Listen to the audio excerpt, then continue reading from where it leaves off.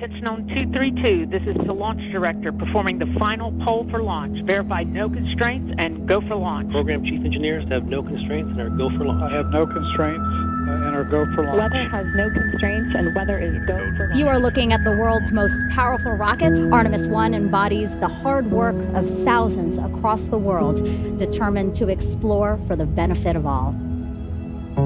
After years of testing and talking and testing some more, Artemis I finally carried the dreams and aspirations of the world back to the moon. I knew this would be an exciting mission. I mean, we haven't left low Earth orbit in over 50 years. Nobody on my team had done it. Most of them weren't even alive back when we did it last.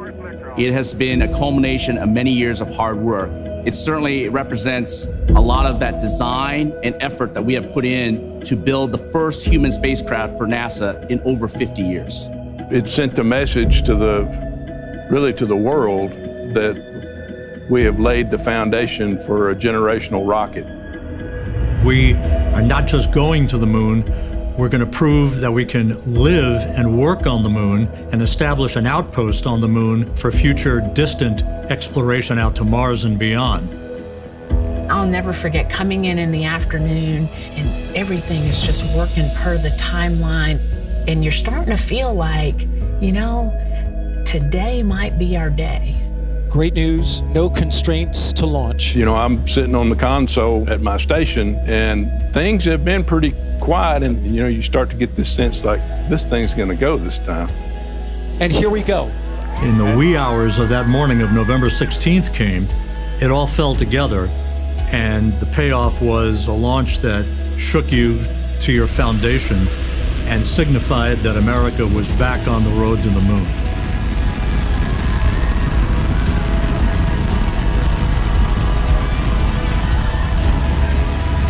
And when that vehicle lifted off the pad, the windows began to shake. And the building announces that that vehicle is flying. I was overwhelmed with joy and excitement, not just so much for me, but for the entire team, for the country. It was eye-watering. And I was tearing up. What an amazing accomplishment for this team. I'm still shaking a little bit. That never gets old. That is always one of the coolest things you'll ever see in your entire life.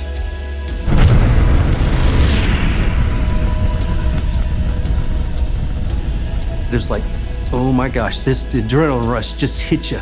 And I knew this is it. It's game time. We're off and running now. For the first time in 50 years, we were breaking out of low Earth orbit to head toward the moon.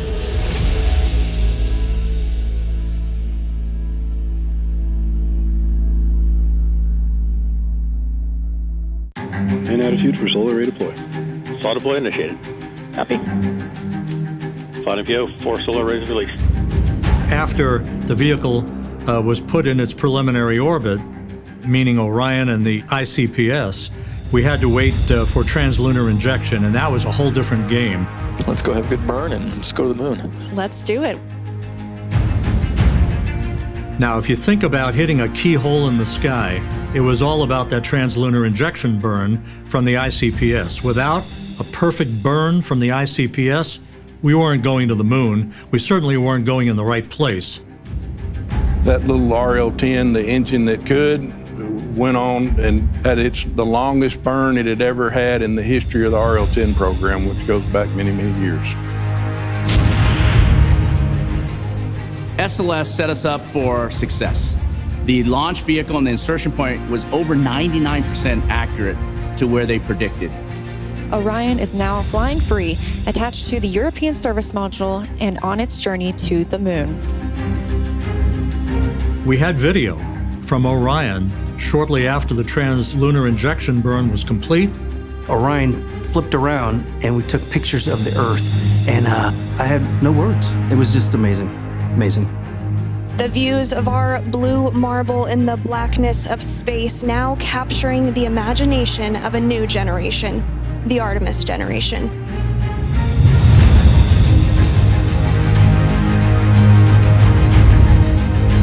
It was 4 days to cross the line of demarcation to enter what is called the lunar sphere of influence, and you could see the Earth beginning to recede.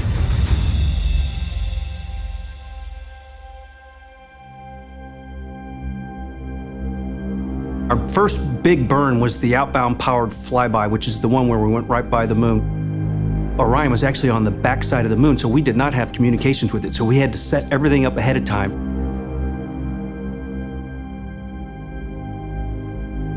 When we lost the signal, we waited, held our breath, said some prayers, and then sure enough, it came out from the backside of the moon, and we were on our way to the distant retrograde orbit. Distant retrograde orbit, we're going to be about 38,000 miles away from the lunar surface. Artemis I traveled approximately 268,000 statute miles from Earth. One of the really fantastic moments during the mission was where we saw the first image of the farthest point that any human spacecraft has gone before. We see these images downloaded real time, and we would sit in the rooms and we would just pause the meeting. We'd pause the discussion, go, look at that picture. It's almost unreal. They really represented as if we were there on board the spacecraft, looking at the moon and looking at the Earth, our home. We're continuing to get some spectacular views from the Orion spacecraft. Orion now has its sights set on home. NASA's newest moon explorer, now less than 2 hours away to complete its shakedown mission. When you hit the Earth's atmosphere, entry interface, we did what we call a skip entry, where Orion bored down into the atmosphere for a period of time, then it popped out, and then it skipped upwards of, it was thousands of miles. And if you don't come back into the atmosphere with accuracy, you will skip out of the Earth's orbit and not be able to return. And we did that intentionally because we wanted then to come back down and do a second heating cycle. We're coming back into the atmosphere, basically a double heating to really stress the heat shield. It's hard not to hold your breath when all of that's happening, because I'm thinking to myself, if this doesn't go well, what do I do? What do I have? That was the major objective of Artemis I. We had to prove that that heat shield would be rock solid to sustain a crew, because if you don't ablate the heat, you're done. And there it is, high over the Pacific, America's new ticket to ride to the moon and beyond now in view. Finally, on re-entry, that was a culmination of that 25-day mission that we waited with bated breath to make sure our baby came home. Splashdown, Orion, back on Earth.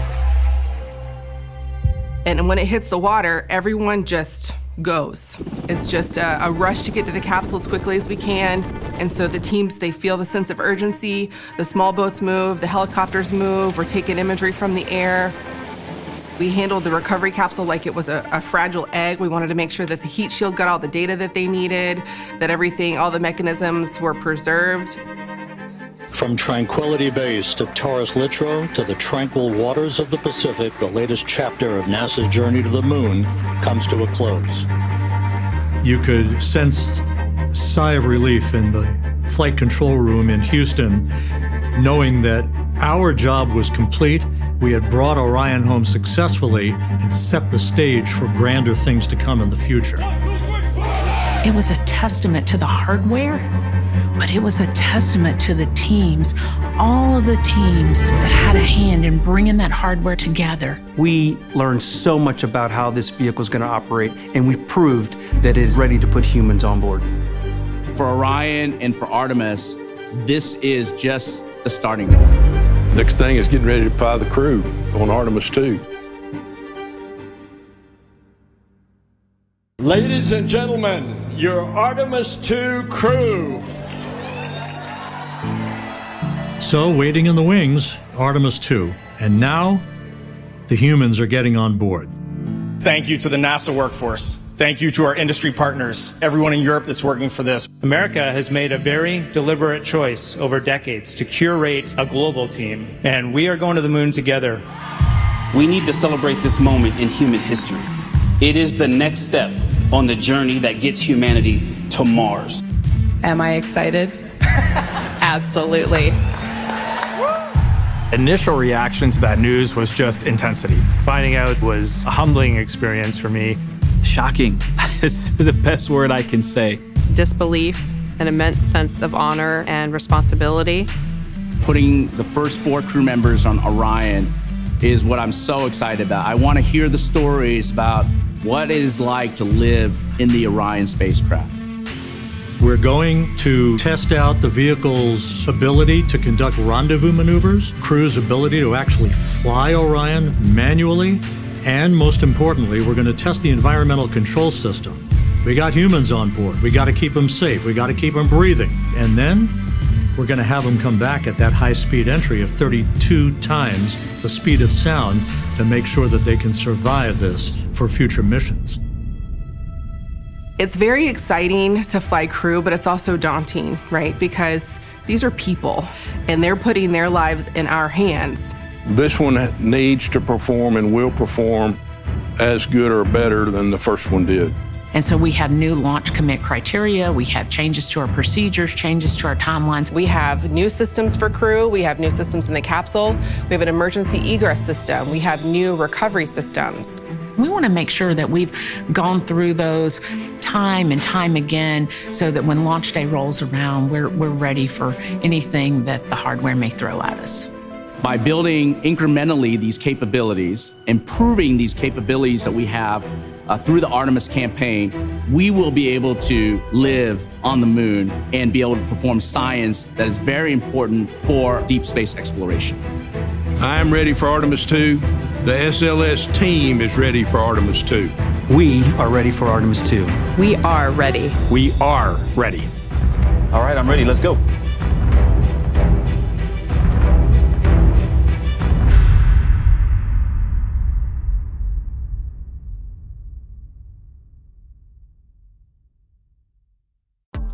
And for more NASA videos, hit subscribe.